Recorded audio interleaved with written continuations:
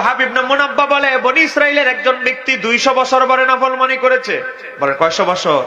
200 বছর কালেমা কইরা হ্যাঁ রে কেউ দান সদকা করতে, সোয়াবের কাজ করতে, নফল নামাজ পড়তে, ও যুদ্ধে যাইতে, কেউ কখন তাকে কেউকে দেখে নাই, কেউ তাকে কখনো দেখে নাই।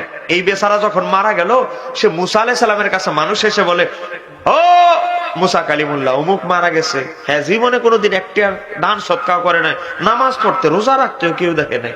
ঠিক আছে, এইরকম ব্যক্তি পাওয়া গেলে সবার জন্য যে হুকুম, তার জন্য ওই রকম হুকুম, তারে ময়লার মধ্যে ফেলায় দাও, জানাজা হবে না, গোসল হবে না, দাফন হবে না। অনেক লোক দেখবেন শিক্ষিত, দেখবেন এমএ পাস, মাস্টার পাস, মসজিদের বারান্দায় যায় না, দোকানে বইয়া বই আমার ফতুয়া মারে, হুজুরের দোষ খালি ফতুয়া মারে। কথা কেন এমন আছে না নাই? আরে হুজুর কি জানে, হাতে সব বুঝে লেছে, কিন্তু মসজিদের দ্বারে কাছে যায় না, সপ্তাহে জুমার দিনও যায় না। যায় কি জানেন? খালি জানাজার নামাজ। এখন আছে না নাই? দেখবেন আল্লাহরও বিশ্বাস করে না, নাস্তিক, হেও জানাজা যায়, এটা হলো রাজনৈতিক জানাজা। কথা কোন আছে না নাই? এইরকম কোয়ালিটির এক মুসল্লি মারা গেল মুসা নবীর জামানায়, কালেমা হইরা কেউ তাকে কোনো ইবাদত বন্দেগী করতে দেখে নাই। এই লোকটা যখন মারা গেল, মুসা আলাইহিস সালাম হুকুম দিলেন তার কোনো জানাজা হবে না, দাফন হবে না, তার কোনো কাফনের কাফন পরানো হবে না, গায়ে যেই জামা আছে এটা পরায়া সুন্দর করে ময়লা আবর্জনার ডাস্টবিনের মধ্যে ফেলে দাও। ময়লা আবর্জনার মধ্যে যখন ফেলা হলো, আমার আল্লাহ ওহী নাজিল করলেন মুসা নবীর উপরে, ও আমার নবী মুসা কালিমুল্লাহ, আমার একটা পেয়ারা বান্দাকে তোমার উম্মতরা ময়লায় ফেলে দিয়েছে, আমি আল্লাহ হুকুম দিচ্ছি তুমি নিজে গিয়ে ময়লা আবর্জনা থেকে উত্তোলন করে আমার সেই পেয়ারা বান্দাকে, পেয়ারা বান্দার লাশটা উত্তোলন করে আতর খুশবু মেখে গোসল দিয়ে কাফনের কাপড় পরে নিজে জানাজার ইমামতি তুমি করে তাকে জানাজার নামাজ পড়ায়া দাফনের ব্যবস্থা করো। হুকুম কার? ধরে বলেন হুকুম কার? আমি বেজাল শ্রোতা চাই না, কিছু আশেক শ্রোতা চাই। আছেন তো ইনশাআল্লাহ? হুকুম হলো আল্লাহ, রে মুসা আমার এক পেয়ারা বান্দারে ময়লার মধ্যে ফেলাই দিছো, তাড়াতাড়ি তাকে উত্তোলন করে গোসল টোসল দিয়ে সবকিছু করো। মুসা আলাইহিস সালাম সবকিছু করলেন। রাতের বেলা ঘুম নাই, কি এমন আমল করছে, আমার মতো লোক রে দিয়া ময়লা থেকে তোলাইলো, নিশ্চয়ই তার আমল নামায় ভালো কিছু আছে।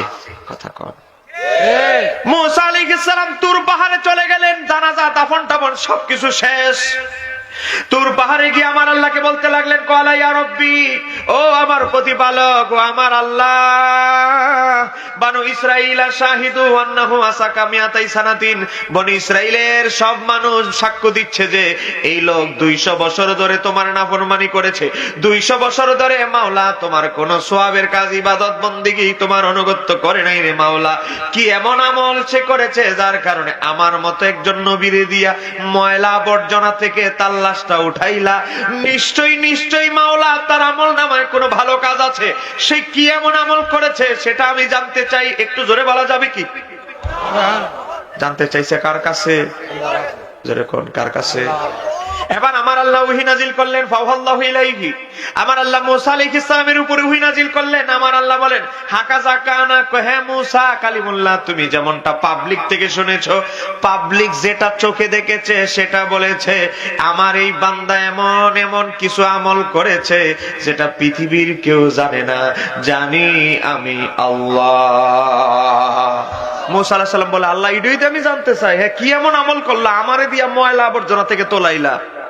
এবার আমার আল্লাহ ওয়াজ করে, হে মুসা শোনো, ইল্লা আন্নাহু কানা কুল্লামা নাসারাত তাওরাতা, আমি তোমার উপরে যে তাওরাত কিতাব নাজিল করেছি, এই তাওরাত কিতাবের মধ্যে বলেন আমার নবীর নাম আছে না নাই? হযরত আব্দুল্লাহ ইবনে আব্বাস বলে, তাফসীর তাবারীর মধ্যে এসেছে, তাওরাত কিতাব নাজিল হয়েছে মুসা নবীর উপরে। তাওরাত কিতাবে মুসা আলাইহিস সালামের নাম হলো 40 জায়গায়, আর আমার নবীর নাম তাওরাত কিতাবে হইল 200 জায়গায় উল্লেখ। বলেন আমার নবীর নাম কয় জায়গায়? মুসা আলাইহিস সালামের নাম কয় জায়গায়? এমনি এমনি পাগলা পাগল হইছে। আমার আল্লাহ বলে, ও মুসা, তাওরাত কিতাব যে তোমার উপরে নাজিল করেছি, এই তাওরাত কিতাবটা যখন এই বেচারা পড়তে যাইতো, আন্নাহু কানা কুল্লামা নাসারাত তাওরাত, তাওরাতটা যখন পড়তে যাইতো, ও নাজারা ইলা ইসমি মুহাম্মাদিন সাল্লাল্লাহু আলাইহি ওয়াসাল্লাম, আর তাওরাত কিতাবে আমার হাবিবের দোস্তের নামটা যতবার সে দেখতো, কই কি করতো জানো? কব্বালাহু, এভাবে চুমু খেত। কি করত? চুমু খেত। একটু জোরে বলে না, কি করত?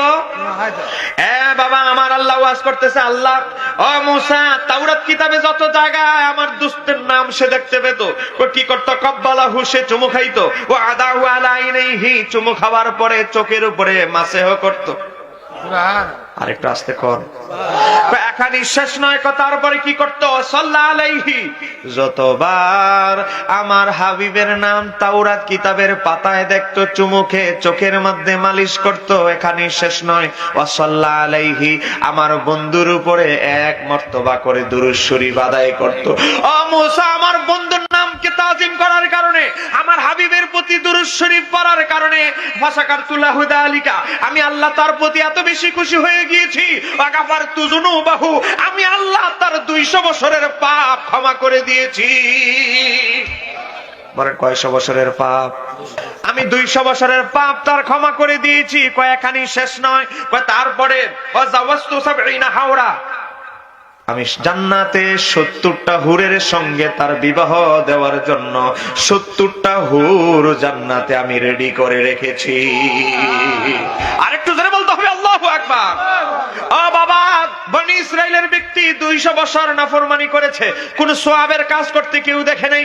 200 বছরের পাপী আমার নবীর নামকে তাজিম করে, আমার নবীর প্রতি মহাব্বতে দুরূদ পড়ে, আমার আল্লাহ যদি তার 200 বছরের পাপ ক্ষমা করে দেয়, বাবা জান্নাতে যদি 70টা হুরের সঙ্গে বিবাহ দেওয়ার জন্য 70টা হুর প্রস্তুত করে রাখে, আরে বাবা সে তো মুসা নবীর উম্মত ছিল।